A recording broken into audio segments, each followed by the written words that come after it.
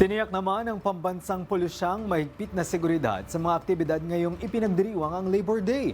Mahigit 106,000 na mga pulis ang ipinakalat sa buong bansa para masiguro ang mapayapa at matiwasay na pagdiriwang ng Labor Day.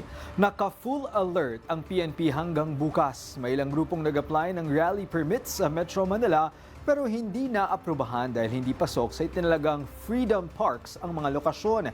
Kasama sa inirekomendang rally area sa US Embassy, UP Diliman, Welcome Rotonda at DSWD Quezon City area.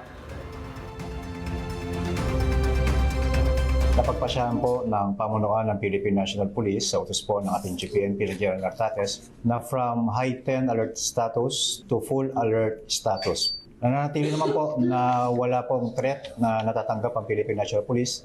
Magkagawin pa man ay tuloy pa rin ang monitoring po natin just in case po na kinakailangan po.